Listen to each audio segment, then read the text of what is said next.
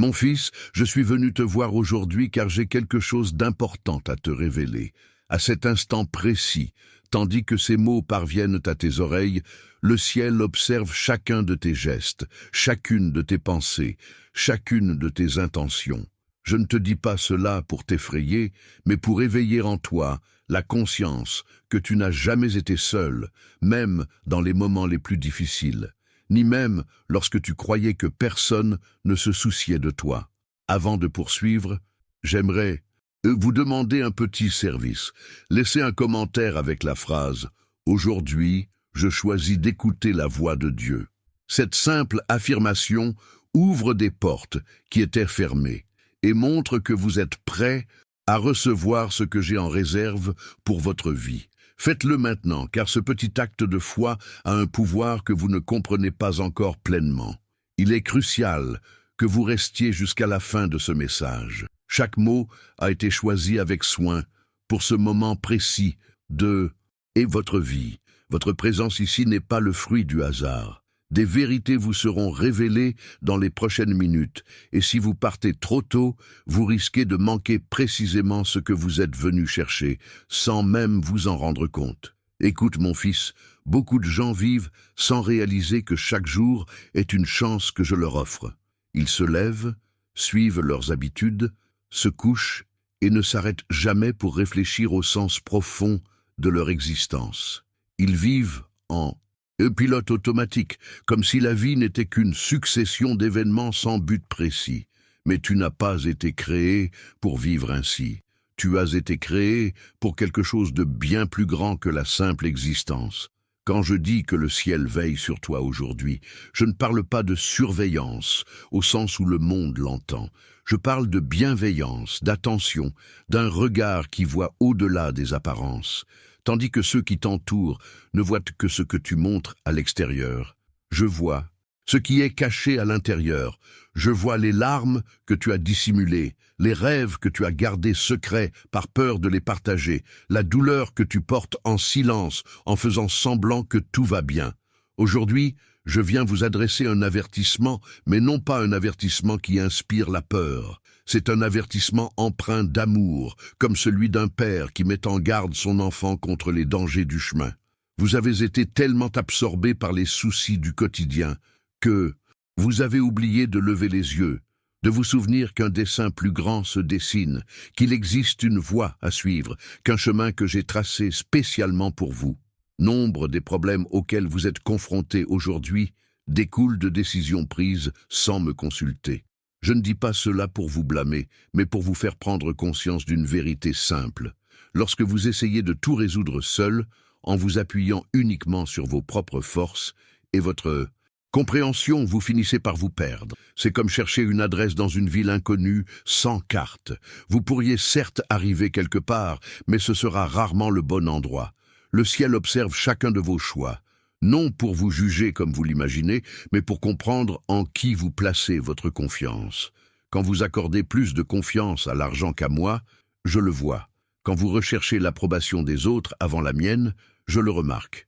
Quand vous vous inquiétez davantage de ce que vous pourriez perdre que de ce que vous pourriez gagner en me suivant, je le sais. Et même en sachant tout cela, je ne renonce pas à toi. Je ne te retire pas ma main, je ne te ferme aucune porte, je continue de te souhaiter le meilleur, car mon amour ne dépend pas de tes actions. Mon amour existe parce que j'ai choisi de t'aimer avant même ta naissance. Avant même que tu ne prennes ton premier souffle, j'avais déjà de beaux projets pour ton avenir. Mais attention, il y a un temps pour tout, il y a un temps pour les opportunités et un temps pour les fermetures. Non pas par esprit de punition, mais parce que la vie est faite de cycles, et chaque cycle a son utilité. Si vous laissez passer le bon moment, il vous faudra attendre la prochaine occasion, et le chemin ne sera plus toujours le même. Dans le commentaire épinglé de ce message, je vous ai laissé un cadeau spécial. Il s'agit d'un document qui vous apprendra à reconnaître quand je m'adresse à vous à travers les situations du quotidien. Souvent, j'envoie des signaux. Je crée des coïncidences qui n'en sont pas. Je mets des personnes sur votre chemin, mais vous ne vous en apercevez pas car on ne vous a pas appris à être attentif. Procurez-vous ce document dès maintenant car il changera votre regard sur le monde qui vous entoure. Permettez-moi de vous expliquer ma façon de travailler. Je ne fonctionne pas comme tout le monde. Le monde valorise le bruit. Je valorise le silence. Le monde valorise la vitesse. Je valorise le timing.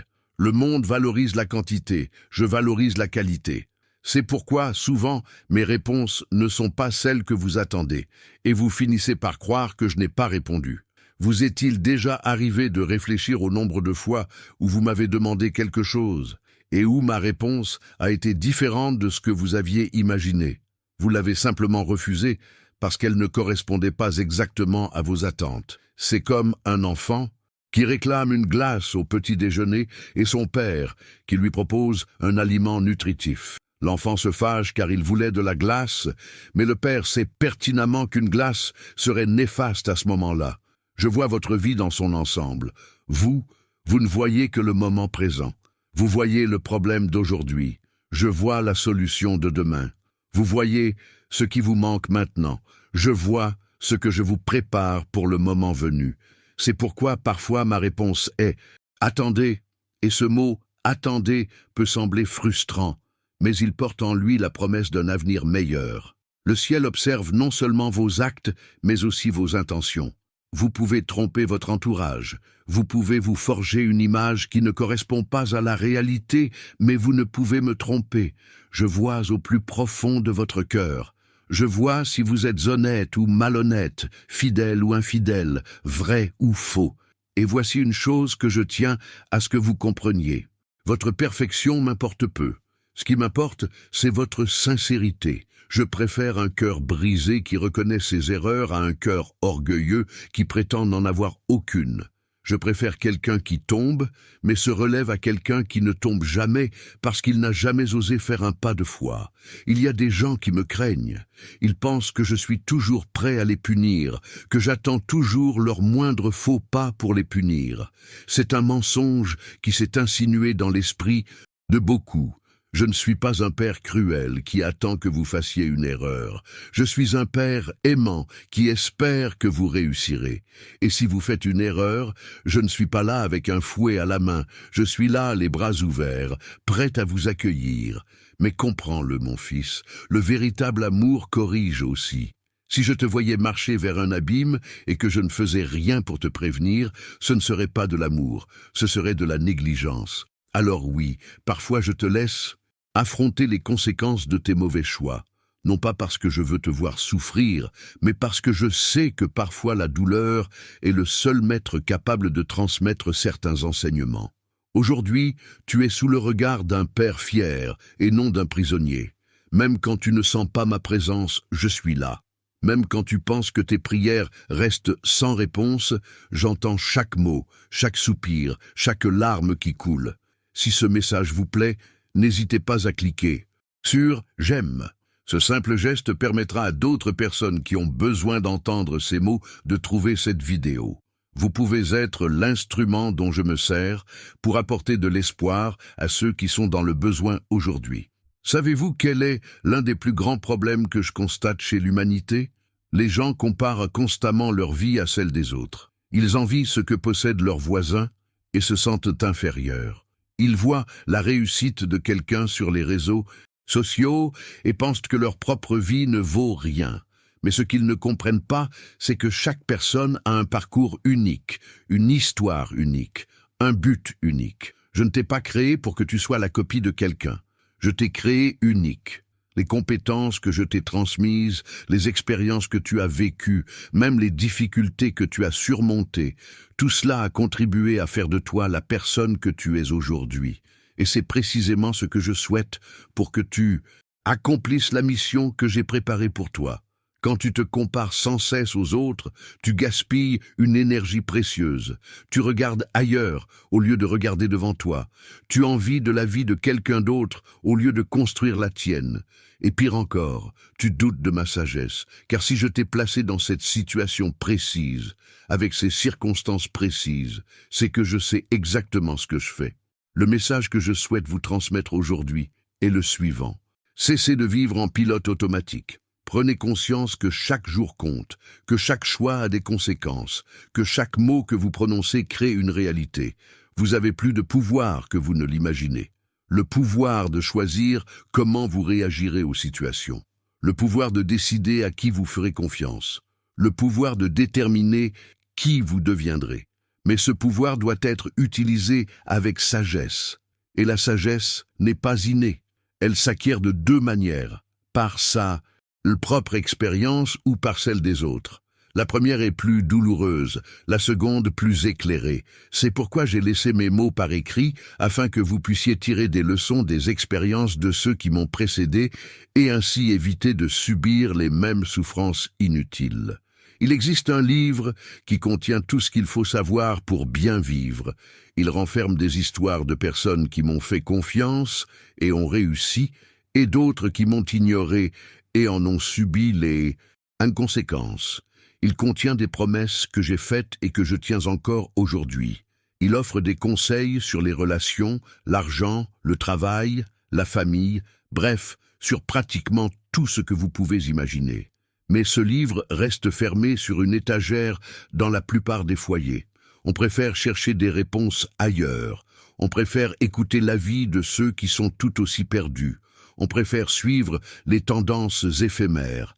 Et puis, on s'étonne du vide qui s'installe dans notre vie, de ce sentiment de vide que rien ne semble pouvoir combler.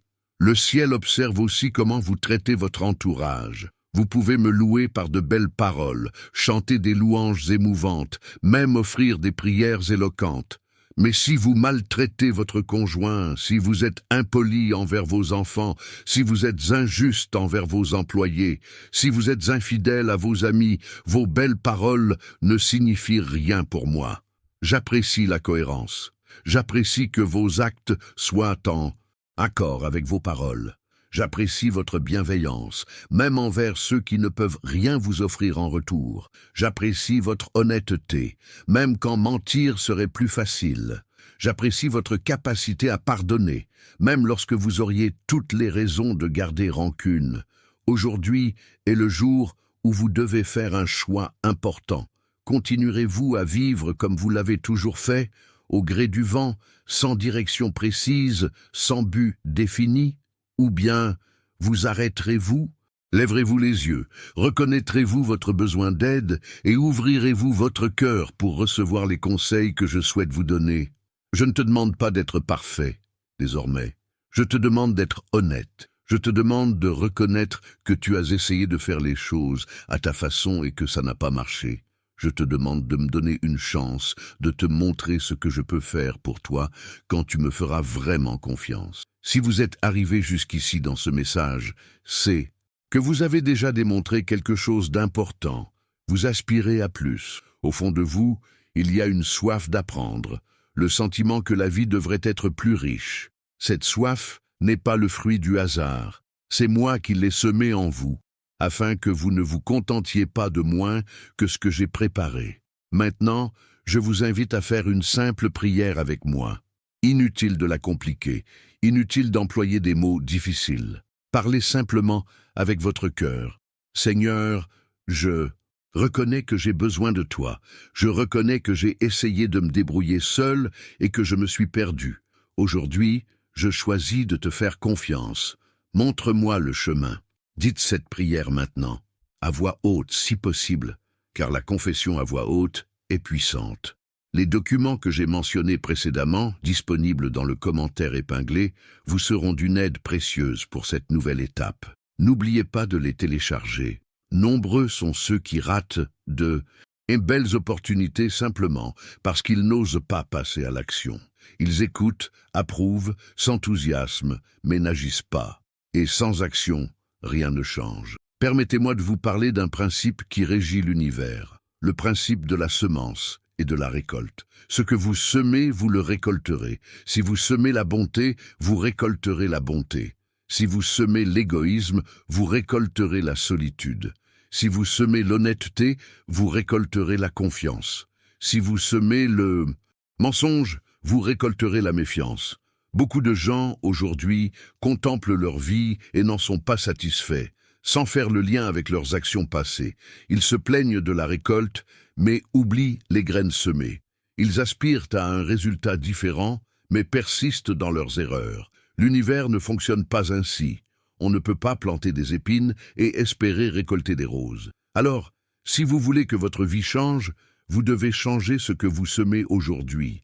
Vous devez commencer à semer d'autres graines, des graines de foi plutôt que des graines de peur, des graines de gratitude plutôt que des graines de plainte, des graines de pardon plutôt que des graines d'amertume. Et voici un point important. Chaque graine a son temps de germination. On ne sème pas aujourd'hui pour récolter demain. Il y a un processus, une période d'attente. Beaucoup abandonnent précisément pendant cette période. Ils sèment, attendent quelques jours, ne voient rien se passer, et concluent que ça ne marchera pas. Mais sous terre, invisible à l'œil nu, la graine perce le sol, elle germe, elle prend racine. En temps voulu, la pousse apparaîtra. La question est, avez-vous la patience d'attendre le moment de la récolte, ou faites-vous partie de ceux qui veulent tout de suite, qui abandonnent à la première difficulté, qui changent de cap au moindre vent contraire? Car si tel est le cas, vous passerez votre vie à semer sans jamais récolter, à recommencer sans cesse, sans jamais achever. Le ciel observe votre persévérance. Il observe si vous restez ferme, même lorsque les résultats ne sont pas immédiats. Il observe si vous gardez la foi, même lorsque les circonstances semblent indiquer le contraire. Il observe si vous faites davantage confiance à ma parole qu'à ce que vos yeux voient. Sais-tu que je communique avec toi de bien des façons, parfois par une pensée soudaine, parfois par une parole prononcée qui semble avoir été dite spécialement pour toi, parfois par une porte qui se ferme et une autre qui s'ouvre, parfois par un malaise au fond de ton cœur concernant une action que tu t'apprêtais à entreprendre. Le problème, c'est que la plupart des gens ne sont pas à l'écoute. Leur esprit est tellement encombré, tellement occupé par tant de choses à la fois, tellement accro aux distractions, qu'ils ne m'entendent pas. C'est comme essayer de percevoir un murmure au milieu d'une fête bruyante. La voix est là, mais impossible de la distinguer dans ce chaos. En vous abonnant à cette chaîne, vous recevrez régulièrement des messages qui vous aideront à vous concentrer sur l'essentiel. Ne laissez pas ce message devenir une simple vidéo oubliée. Faites-en un tournant dans votre vie. Aujourd'hui, j'aimerais aborder un sujet souvent mal compris, la différence entre la providence et le miracle. La providence, c'est préparer le chemin avant même que vous ne l'empruntiez. C'est mettre sur votre route les bonnes personnes avant même que vous n'en ayez besoin.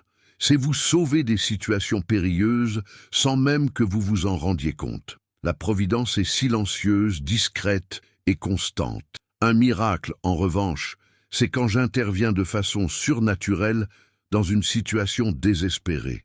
C'est quand la médecine se dérobe et que je guéris. C'est quand le compte en banque est à sec et qu'une manne inattendue apparaît. C'est quand l'impossible devient réalité.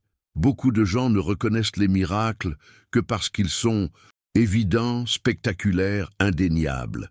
Mais ils ne reconnaissent pas la providence, qui se manifeste chaque jour de manière subtile. Combien de fois avez-vous quitté votre domicile quelques minutes plus tard que prévu et ainsi évité un accident qui se serait produit précisément à votre passage? Combien de fois une opportunité vous a-t-elle échappé, vous frustrant, pour finalement réaliser que si elle avait abouti, elle vous aurait mené sur une mauvaise voie? Je suis constamment à l'œuvre dans votre vie, même sans que vous vous en rendiez compte. Le problème, c'est que vous ne faites appel à moi que lorsque vous êtes désespéré, lorsque vous avez besoin d'un miracle. Le reste du temps, vous vivez comme si je n'existais pas. Mais la vérité, c'est que vous avez besoin de moi, dans les bons comme dans les mauvais moments. Peut-être même davantage dans les bons moments, car c'est à ce moment-là que vous avez tendance à m'oublier. Le message d'aujourd'hui est le suivant. N'attendez pas d'être au bord du gouffre pour vous tourner vers moi. Ne considérez pas notre relation comme un plan de secours. Je veux faire partie de votre quotidien, de vos décisions de tous les jours, de vos joies les plus simples. Je ne veux pas être seulement le Dieu que vous cherchez dans les moments difficiles. Je veux être le Dieu avec qui vous partagez vos victoires. Voyez-vous, Quand un fils ne s'adresse à son père que lorsqu'il a besoin d'argent, de quelle relation s'agit-il? C'est une relation d'intérêt, pas d'amour. Le père est attristé car il sait que son fils ne se soucie pas vraiment de lui, mais seulement de ce qu'il peut lui offrir. Et c'est ainsi que beaucoup me traitent.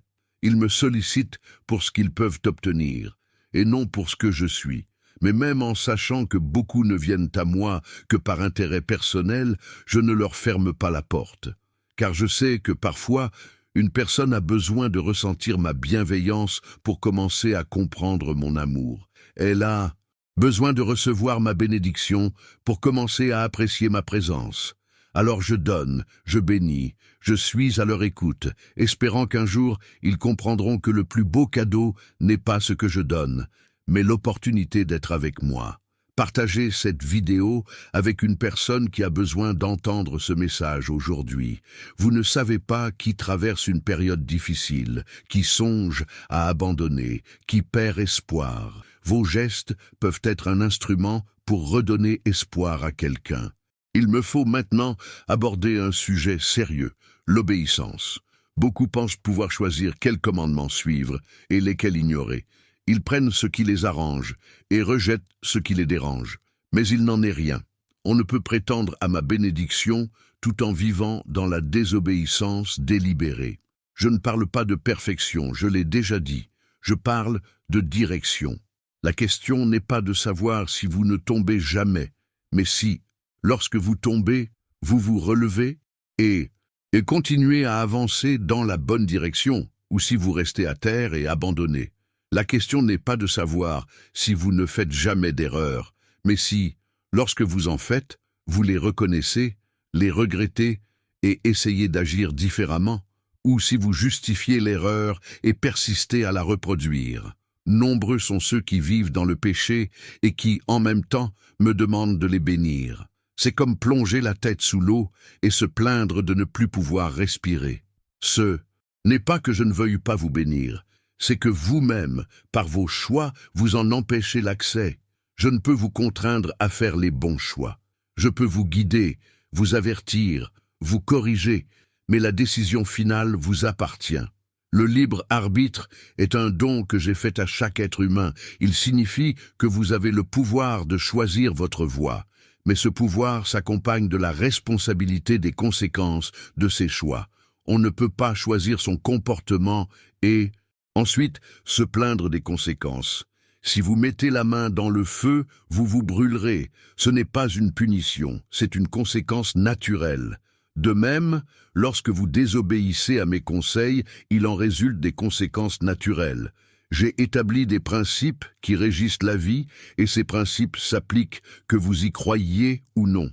Si vous me faites confiance et suivez mes voies, vous récolterez les fruits de la paix, de la prospérité et de relations saines. Si vous m'ignorez et empruntez des chemins destructeurs, vous récolterez souffrance, confusion et vide. Ce n'est pas compliqué. Mais les gens compliquent les choses parce qu'ils veulent faire les choses à leur manière, tout en obtenant les mêmes résultats que moi. Ils veulent vivre sans limite, tout en profitant de la sérénité que procure la discipline. Ils veulent être égoïstes, tout en entretenant des relations profondes. Ils veulent être malhonnêtes, tout en bénéficiant de la confiance des autres. Et puis, ils s'énervent quand les choses ne collent pas. Le ciel observe vos choix d'aujourd'hui, car il détermine votre réalité de demain. Chaque décision que vous prenez est comme une brique posée dans la construction de votre vie. Si vous posez des briques de travers, le mur sera bancal. Si vous placez des briques au mauvais endroit, la structure sera fragile. On ne peut bâtir une maison solide avec de mauvais matériaux et de mauvaises méthodes. Aujourd'hui, je vous offre l'occasion d'évaluer la construction de votre vie. Regardez honnêtement ce que vous avez bâti. Construisez-vous sur du roc ou sur du sable? Utilisez-vous des matériaux durables ou des choses qui ne résisteront pas aux épreuves? Suivez-vous le plan que je vous ai donné ou improvisez-vous selon vos propres idées? Car je vais vous dire une chose, la tempête approche, non pas pour vous détruire, mais pour éprouver la solidité de votre construction. Et quand elle arrivera, vous saurez si vous avez bien construit ou non. La maison bâtie sur le roc reste solide, celle bâtie sur le sable s'écroule. Et alors, il sera trop tard pour reconstruire, tandis que la tempête fera encore rage. Je vous le dis dès maintenant, tant qu'il est encore temps. Tant que le soleil brille et que la mer est calme, évaluez votre construction. Si vous constatez un problème, corrigez-le immédiatement. N'attendez pas la tempête pour découvrir que vos fondations ne sont pas solides. Et savez-vous sur quel roc vous devez bâtir? C'est la moi, ma parole, mes principes. Si vous fondez votre vie sur moi, rien ne peut vous détruire. Elle peut vaciller, elle peut trembler, mais elle ne s'écroulera pas, car le fondement est solide. Aujourd'hui, beaucoup de gens fondent leur vie sur des choses éphémères, l'argent qui peut disparaître, les relations qui peuvent se terminer, la carrière qui peut changer, l'apparence physique qui vieillit, la popularité qui est passagère. Et quand ces choses auront disparu, et elles disparaîtront, leur vie s'effondrera car rien de solide ne la soutenait. Mais si vous vous appuyez sur moi, vous pouvez perdre de l'argent et rester debout. Vous pouvez perdre votre emploi et rester fort. Vous pouvez affronter la trahison et rester entier. Car votre sécurité ne réside pas dans les choses qui peuvent vous être enlevées, mais en celui qui ne vous abandonnera jamais. Aujourd'hui, le ciel vous observe pour voir si vous êtes prêt à opérer les changements nécessaires. Il observe si vous vous contenterez d'acquiescer à ses paroles ou si vous les mettrez véritablement en pratique. Car le savoir sans application est vain. Vous pouvez connaître toutes les vérités du monde, mais si vous ne vivez pas en accord avec elles, c'est comme si vous ne saviez rien. Certaines personnes accumulent les connaissances spirituelles comme on collectionne les timbres. Elles écoutent des messages, lisent des livres, regardent des vidéos, mais ne changent jamais rien à leur pratique. Elles, persistant dans leurs erreurs, prennent les mêmes mauvaises décisions, reproduisent les mêmes schémas destructeurs. Et ensuite, elles s'étonnent que leur vie ne s'améliore pas. La véritable transformation s'opère lorsque le savoir circule de la tête au cœur, puis du cœur aux mains. Lorsque ce que vous savez devient ce que vous ressentez, et que ce que vous ressentez devient ce que vous faites. C'est là le processus complet. Sans cela, vous n'êtes qu'une personne bien informée, mais non, une transformée. La transformation est déstabilisante. Elle remue des choses que vous préféreriez laisser en suspens. Elle exige de vous que vous abandonniez des habitudes confortables mais destructrices. Elle vous demandera de pardonner à ceux que vous vouliez continuer à haïr. Elle vous incitera à la générosité alors que vous étiez avare. Elle vous appellera à l'humilité alors que vous préfériez l'orgueil. Mais c'est précisément ce malaise qui indique qu'il se passe quelque chose de réel. Si ce message vous met mal à l'aise, ce n'est pas parce qu'il est faux, mais parce qu'il est juste et que vous le savez. Votre esprit reconnaît la vérité même lorsque votre corps y résiste. Les cieux observent le combat intérieur qui se déroule en vous en ce moment même. D'un côté, le désir de changer, de s'améliorer, de vivre en accord avec le but pour lequel vous avez été créé. De l'autre, la peur du changement, l'attachement au connu, la réticence à faire les choses différemment. Ces deux forces s'affrontent en vous en cet instant, et c'est à vous de décider qui l'emportera. Je ne vous forcerai pas à choisir la bonne voie. Je vous la montrerai, je vous expliquerai pourquoi c'est la meilleure, je vous aiderai à la parcourir, mais c'est à vous de faire le premier pas. Cela a toujours été le cas et le sera toujours. Voici une vérité que peu comprennent. J'ai déjà fait ma part. Je vous ai déjà fourni tout ce dont vous avez besoin pour réussir dans la vie. Les outils sont disponibles. La sagesse est accessible, le pouvoir est à votre disposition, les conseils sont présents. Il ne vous reste plus qu'à saisir ce qui vous est offert. C'est comme si je vous avais servi un festin somptueux, avec toutes sortes de mets délicieux et nutritifs, et que vous restiez assis là, affamé, à fixer la table sans toucher à rien. Non pas que la nourriture soit mauvaise, non pas que vous n'ayez pas le droit, mais parce que vous attendez de moi que je vous serve. Or, ça ne marche pas comme ça. Il me prépare le festin. C'est à vous de manger. Alors, cessez d'attendre que je fasse tout pour vous pendant que vous restez passif. Cessez de croire que la foi se résume à croiser les bras et à attendre que les choses se produisent comme par magie. La vraie foi, c'est me faire suffisamment confiance pour agir, pour faire des pas, même sans connaître le chemin complet, pour obéir, même sans en comprendre pleinement le sens. Quand j'ai ordonné à Moïse de libérer le peuple d'Égypte, il a dû faire un premier pas.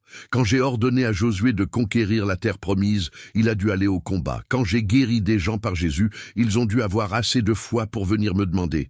Il y a toujours un rôle à jouer. Il y a toujours un acte de foi à accomplir. Et ce document dont je vous ai parlé, disponible dans le commentaire épinglé, fait partie de votre action d'aujourd'hui. C'est une mesure concrète que vous pouvez prendre dès maintenant pour amorcer le changement. Ne l'ignorez pas, ne le remettez pas à plus tard. Agissez maintenant tant que vous êtes motivé, tant que vous ressentez encore le besoin de changer. Car dans quelques heures, la routine reprendra son cours, les distractions apparaîtront, et vous risquez de manquer cette opportunité. Ces moments de lucidité sont précieux. Ce sont des fenêtres qui s'ouvrent temporairement, des opportunités qui ne se présentent pas éternellement.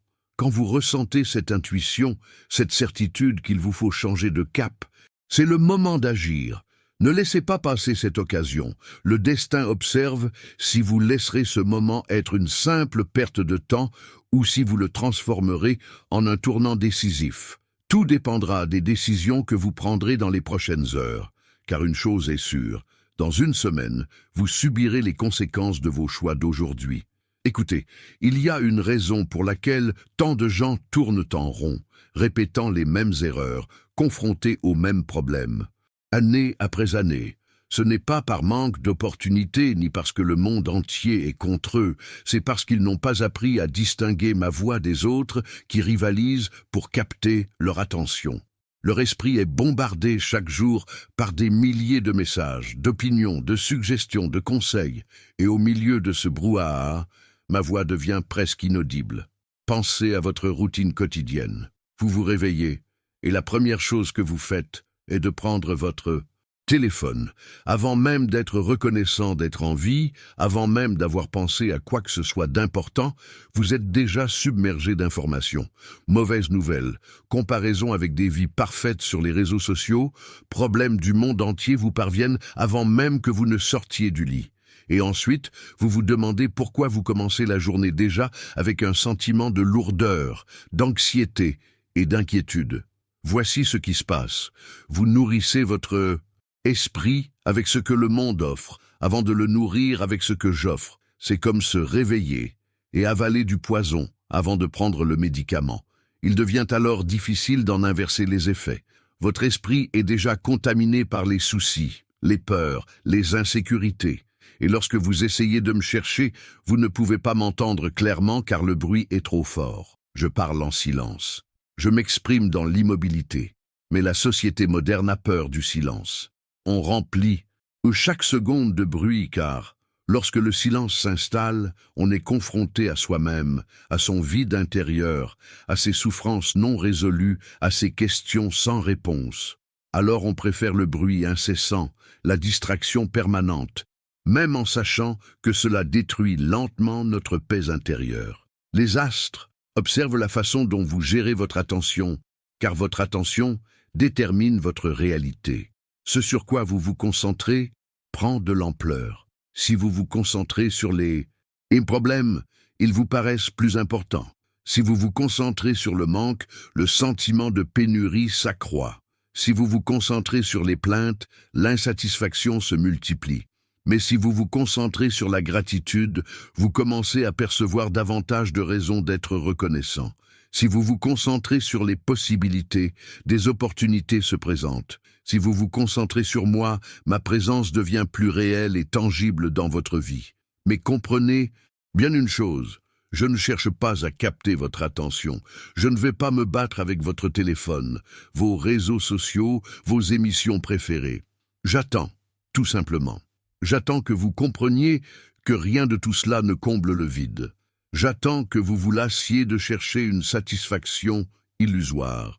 J'attends que vous compreniez enfin que vous avez été créé pour quelque chose de plus grand que le divertissement sans fin et la consommation incessante. Une épidémie de vide se propage dans le monde. Des gens possèdent tout ce qu'ils pensaient nécessaire au bonheur, et pourtant, ils ont toujours le sentiment qu'il leur manque quelque chose. Des maisons remplies d'objets, mais des cœurs vides. Des agendas surchargés, mais des vies sans but. Des milliers de contacts virtuels, mais aucun véritable. Et personne n'en parle, car chacun fait comme si de rien n'était. Mais tout ne va pas bien. Vous le savez parce que vous le ressentez. Vous le ressentez quand vous êtes seul, et que les distractions ne fonctionnent plus. Vous le ressentez au milieu d'une foule, mais vous vous sentez complètement isolé. Vous le ressentez quand vous atteignez un objectif que vous poursuivez depuis des années et que vous réalisez que la satisfaction ne dure que quelques jours avant que le vide ne revienne.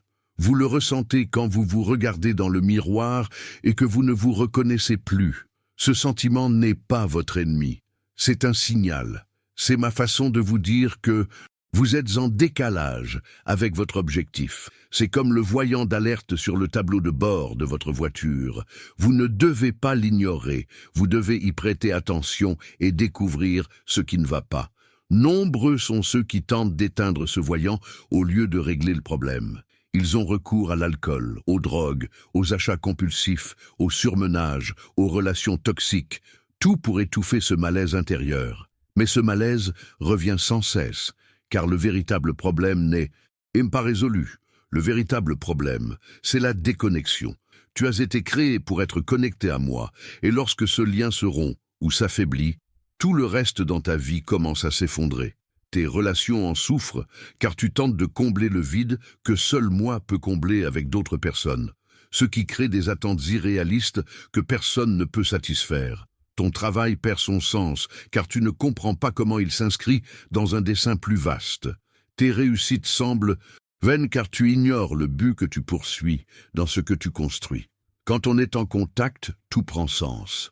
Non pas parce que la vie devient parfaite, mais parce qu'on comprend la signification des difficultés. Non pas parce que les problèmes disparaissent, mais parce qu'on a la force de les affronter. Non pas parce que tout se déroule toujours bien, mais parce qu'on a confiance. Même quand les choses tournent mal, un dessein plus grand est à l'œuvre. Permettez-moi de vous expliquer qu'est le sens de la vie. Beaucoup pensent que le sens de la vie est quelque chose de grandiose, qui fera la une des journaux, quelque chose dont des millions de personnes auront connaissance. Mais ce n'est pas ainsi que cela fonctionne. Le sens de la vie, c'est simplement faire ce pourquoi vous avez été créé là où vous avez été placé, avec les personnes que vous avez mises sur votre chemin. Il se peut que votre vocation soit d'élever vos enfants avec soin et qu'ils aient un impact sur le monde que vous ne verrez jamais. Il se peut que votre vocation soit d'être bienveillant envers chaque personne que vous rencontrez et que l'une d'entre elles soit au bord du suicide lorsque votre gentillesse lui a sauvé la vie. Il se peut que votre vocation soit de bien faire votre travail et que cela crée un effet domino bénéfique à des centaines d'autres personnes que vous ne rencontrerez jamais. Il n'est pas nécessaire d'être célèbre pour avoir un but. Il n'est pas nécessaire d'être riche pour avoir de la valeur. Il n'est pas nécessaire d'être extraordinaire pour être important. Il suffit d'accepter d'être utilisé par moi comme je le souhaite, et non comme vous l'imaginiez. Et c'est là que réside le problème. Beaucoup veulent dicter les conditions de leur soumission. Ils veulent me servir, mais seulement dans les domaines qui leur sont familiers. Ils veulent obéir, mais seulement pour les choses qui ne demandent pas de grands sacrifices. Mais la véritable soumission ne fonctionne pas ainsi. Se soumettre véritablement, c'est tout abandonner. Non seulement les aspects négatifs dont on veut se débarrasser, mais aussi les aspects positifs auxquels on s'accroche, par peur de les perdre. Sa sécurité financière, ses relations, ses projets, ses rêves, tout. On dépose tout sur l'autel et on dit « Faites ce que vous voulez de ma vie ». Cela fait peur aux gens. Ils craignent que si je leur laisse carte blanche, je gâche tout, que je leur enlève ce qu'ils aiment, que je leur rende la vie impossible. Mais c'est une vision déformée de ma nature. Je ne suis pas un tyran qui n'attend que de vous torturer. Je suis un père qui veut votre bonheur. Et parfois, ce qu'il y a de mieux, c'est de vous enlever quelque chose que vous aimez, même si cela vous détruit. Oui, ça fera mal, mais c'est la douleur d'une opération pour enlever une tumeur, pas celle d'une agression. Le ciel observe ce à quoi tu t'accroches si fort que tes mains restent closes, incapables de recevoir un que je veux t'offrir. Tu ne peux t'accrocher au passé et accueillir le présent simultanément. Tu ne peux t'accrocher à ce qui t'est familier et espérer que je te guide vers l'inconnu. Tu dois lâcher prise, tu dois faire confiance, tu dois avancer d'un pas sans voir l'escalier en entier. Mais la confiance est difficile, surtout après avoir été déçu. Si des personnes en qui vous aviez confiance vous ont trahi, si des circonstances en lesquelles vous aviez placé vos espoirs vous ont anéanti, si vos prières sont restées sans réponse, je comprends pourquoi il est difficile de me faire confiance quand votre expérience de la confiance a été douloureuse. Mais voici la différence. Les gens échouent, pas moi. Les circonstances changent, je ne change pas. Ce qui semble être des prières restées sans réponse trouve souvent une réponse inattendue, car j'ai perçu quelque chose que vous n'avez pas vu. Je ne vous demande pas de me faire une confiance aveugle. Je vous demande d'examiner les faits. Repensez aux fois où je vous ai sauvé de situations périlleuses. Repensez aux portes que j'ai fermées et dont vous avez compris plus tard qu'elles étaient là pour vous protéger. Repensez aux réponses qui sont venues de manière inattendue. L'histoire de ta vie porte mon empreinte à chaque page, même si tu ne t'en rendais pas compte. J'étais là à ta naissance. J'étais là à tes premiers pas. J'étais là quand tu as affronté ta première grande peur. J'étais là quand tu pleurais en silence, persuadé que personne ne se souciait de toi. J'étais là pour célébrer tes victoires. J'étais là pour traverser tes échecs. J'ai toujours été là et je le serai toujours. Mais je souhaite plus qu'une simple présence en observateur distant. Je veux participer activement à ta vie. Je veux que tu me parles, non seulement dans les moments difficiles, mais aussi dans les moments de joie. Je veux que tu me consultes, non seulement pour les grandes décisions, mais aussi pour les choix du quotidien. Je veux que tu partages avec moi tes rêves, tes peurs, tes doutes, tes joies. Une relation avec moi n'est pas une question de religion, mais de connexion. Ce n'est pas une question de rituel, mais de réalité. Ce n'est pas une question de performance, mais de présence. Vous pouvez accomplir tous les rites religieux appropriés et rester distant de moi. Vous pouvez assister à tous les offices, chanter tous les hymnes, prononcer toutes les belles paroles, mais sans sincérité, sans véritable engagement. Du cœur, ce ne sont que des activités vides de sens. Je vois le cœur. Je préfère un cœur sincère qui, maladroitement, vient à moi, à un cœur faux qui fait tout à la perfection. Je préfère quelqu'un qui vient à moi avec des doutes honnêtes, à quelqu'un qui prétend tout savoir. Je préfère quelqu'un qui reconnaît ses défauts et demande de l'aide pour les corriger, à quelqu'un qui porte un masque de perfection tout en pourrissant intérieurement. Et concernant ce masque, laissez-moi vous dire une chose, il vous détruit. L'effort que représente le maintien d'une image qui ne correspond pas à la réalité vous consume, vous vole votre paix intérieure et vous empêche d'établir de véritables liens. Car lorsque vous portez un masque, les gens ne vous connaissent pas vraiment, et l'amour qu'ils vous offrent ne vous touche pas au plus profond de vous-même. Vous êtes entouré de monde, mais vous restez profondément seul. Enlève le masque. Commence par moi. Tu n'as pas besoin de faire semblant. Je sais déjà tout de toi et je t'aime tout autant. Je connais cette pensée que tu as eue et que tu as honte d'avouer. Je connais cette erreur que tu caches à tous. Je connais cette blessure dont tu n'as jamais parlé à personne. Je sais tout, et pourtant, je te choisis encore, pourtant je t'appelle encore mien, et pourtant j'ai encore de beaux projets pour ta vie. Quand tu comprendras cela, quand tu saisiras vraiment que mon amour ne dépend pas de ta perfection, quelque chose changera. La pression diminuera. Tu cesseras d'essayer de m'impressionner ou d'impressionner les autres. Tu seras simplement toi-même, avec tes défauts et tes qualités, tes forces et tes faiblesses, tes réussites et tes échecs. Et dans cette authenticité, tu trouveras une liberté que tu n'as jamais connue auparavant. Cette liberté n'est pas un permis de faire tout ce que l'on veut sans conséquence. C'est la liberté face au jugement d'autrui. C'est la liberté face à la peur d'être découvert. C'est la liberté face à l'exigence de perfection. Et curieusement, au sein de cette liberté, on finit par faire de meilleurs choix, non par obligation, mais par véritable désir. Le ciel observe cette transformation se déployer lorsque quelqu'un se laisse enfin aller pleinement. C'est comme voir un papillon sortir de son cocon, difficile, parfois douloureux, mais magnifique. Celui qui était contrôlé par la peur commence à vivre en liberté. Celui qui était motivé par la culpabilité commence à être motivé par l'amour. Celui qui vivait pour plaire aux autres commence à vivre pour sa véritable raison d'être. Mais cette transformation ne se fait pas du jour au lendemain. C'est un processus. Il y a des moments de progrès et des moments de régression. Il y a des jours où l'on a l'impression d'avancer et d'autres où l'on a l'impression de revenir à la case départ. C'est normal. La croissance n'est pas linéaire. C'est une courbe avec des hauts et des bas.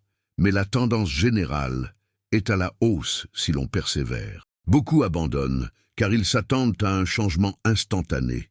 Ils prient une seule fois pour une transformation et espèrent se réveiller le lendemain complètement différents. Lorsqu'ils constatent qu'ils sont toujours aux prises avec les mêmes problèmes, ils en concluent que la prière est inefficace ou qu'il y a quelque chose qui cloche chez eux. Mais ce n'est pas le cas. Je travaille avec vous. Je ne travaille pas seulement sur vous. J'ai besoin de votre coopération, de votre participation active au processus. C'est comme quelqu'un qui veut se remettre en forme, mais qui refuse de faire de l'exercice.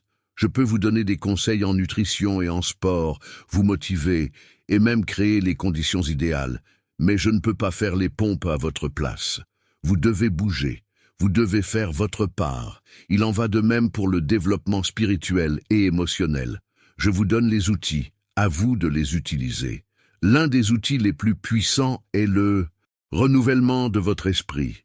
Au fil des années, votre esprit a été programmé par des croyances dont beaucoup sont fausses, des croyances sur vous-même, sur les autres, sur le fonctionnement du monde. Ces croyances forment des filtres à travers lesquels vous interprétez tout ce qui se passe. Si vos filtres sont déformés, votre perception de la réalité l'est aussi. Par exemple, si vous pensez ne pas mériter d'être aimé, vous interpréterez les marques d'amour comme de la manipulation ou de la pitié. Si vous croyez que le monde est dangereux, vous verrez des menaces là où il n'y en a pas. Si vous croyez que vous ne réussirez jamais, vous saboterez vos propres opportunités. Ces croyances limitantes sont des prisons invisibles qui vous retiennent prisonnier même lorsque les portes sont ouvertes. Renouveler son esprit, c'est démasquer les mensonges et les remplacer par la vérité. C'est remettre en question ses pensées automatiques. C'est contester les récits que l'on a acceptés comme des faits, alors qu'ils ne sont que des interprétations. C'est aligner ses pensées sur ce que je dis de soi, et non sur ce que dit le monde, ni sur ce que disent les critiques, ni sur les murmures de ses propres insécurités. Je dis que tu as de la valeur. Le monde dira peut-être que ta valeur dépend de ce que tu produis ou possèdes. Qui croiras-tu? Je dis que tu as un but. Tes circonstances te diront peut-être insignifiant. Qui croiras-tu? Je dis que tu peux surmonter les obstacles. Tes peurs te diront peut-être que tu es trop faible. Qui croiras-tu? La bataille pour votre vie commence dans votre esprit. Si je prends le contrôle de votre esprit, je vous prends au piège. Si l'ennemi prend le contrôle de votre esprit, il vous prend au piège. C'est pourquoi il s'efforce tant de semer des pensées destructrices, de vous rappeler vos pires moments, de vous faire douter de moi, d'amplifier vos peurs, de minimiser vos réussites. Souvent, on ne se rend même pas compte qu'on est attaqué, car ces pensées semblent venir de nous. Mais toutes les pensées qui nous traversent l'esprit ne viennent pas de nous. Certaines sont des suggestions semées pour nous égarer. Comment les distinguer? Demandez-vous, cette pensée me rapproche-t-elle de ce que je veux devenir ou m'en éloigne-t-elle? Cette pensée engendre-t-elle la vie ou la mort? Est-elle en accord avec ce que Dieu dit de moi ou le contredit-elle? Si une pensée vous désespère, elle ne vient pas de moi. Je suis la source de l'espoir. Si une pensée vous incite à faire le mal, elle ne vient pas de moi. Je ne vous tente pas par le mal. Si une pensée vous donne envie d'abandonner, elle ne vient pas de moi. Je suis celui qui vous donne la force de continuer. Apprenez à filtrer vos pensées. Ne prenez pas pour vérité tout ce qui vous traverse l'esprit. Questionnez-vous, évaluez. Rejetez ce qui est malsain. Remplacez-le par ce qui est vrai. Cela demande de la discipline, de la pratique, mais avec le temps, cela devient plus naturel. Vous apprenez à reconnaître rapidement quand une pensée n'est pas la vôtre, quand vous êtes attaqué, quand vous avez besoin de vous ressourcer. Les cieux observent le combat qui fait rage en vous. Ils observent vos victoires et vos défaites. Ils observent vos relèvements après la défaite et vos chutes. Ils observent votre persévérance, votre résilience, votre détermination à ne jamais abandonner, même quand la facilité serait de renoncer. Et les jours les plus difficiles, quand tu es las de te battre, quand tu as l'impression de ne pas progresser, quand tu te sens seul dans ce combat, je veux que tu saches une chose, je me bats avec toi, pas contre toi. Chacune de tes victoires me rend heureux. Chaque fois que tu choisis la vérité plutôt que le mensonge, la lumière plutôt que les ténèbres, l'espoir plutôt que le désespoir, c'est une victoire pour nous deux. Tu n'es pas seul dans cette guerre. Tu ne l'as jamais été. Des forces invisibles œuvrent en ta faveur. Des protections. On t'entoure sans que tu en aies conscience. Des interventions se déroulent en coulisses dont tu ne connaîtras jamais pleinement l'étendue. Pendant que tu dors, je manœuvre les éléments tandis que tu vas à ta guise. Je prépare le terrain pendant que tu hésites encore sur la voie à suivre. Votre rôle est de me faire confiance et de m'obéir. Le mien est de m'occuper du reste. Cela paraît simple, mais en pratique, c'est l'une des choses les plus difficiles. Car faire confiance, c'est lâcher prise. Obéir, c'est faire ce que je dis, même si cela vous semble absurde. Et le contrôle, on s'y accroche de toutes ses forces, comme si l'on maîtrisait réellement la situation. Permettez-moi de vous poser une question. Que contrôlez-vous réellement ? Vous ne contrôlez ni votre naissance, ni votre mort. Vous ne contrôlez pas les pensées, ni les actions des autres. Vous ne contrôlez ni l'économie, ni la météo, ni les événements mondiaux. Vous ne contrôlez même pas entièrement votre propre corps, qui peut tomber malade malgré tous vos efforts. Alors, quel contrôle pensez-vous avoir ? La seule chose que vous contrôlez vraiment, ce sont vos choix et vos réactions. Votre réaction face aux événements, votre attitude face aux circonstances. À qui vous faites confiance, quelles valeurs vous suivez, cela dépend de vous. Tout le reste n'est qu'illusion de contrôle, et s'y accrocher ne fait qu'engendrer anxiété et frustration. Quand vous lâchez prise et que vous me faites confiance, il se passe quelque chose d'intéressant. Les choses qui vous préoccupaient tant commencent à se résoudre d'elles-mêmes, d'une manière inattendue. Des opportunités se présentent là où vous ne les attendiez pas. Les bonnes personnes entrent dans votre vie au bon moment. Les ressources arrivent exactement quand vous en avez besoin. Ce n'est pas de la magie. C'est ainsi que les choses fonctionnent lorsque vous vous alignez sur le cours de mon dessein au lieu de lutter contre lui. C'est comme nager avec un courant au lieu de le remonter. Vous êtes toujours là. Il faut toujours nager, il faut toujours faire des efforts, mais les progrès sont beaucoup plus faciles et rapides.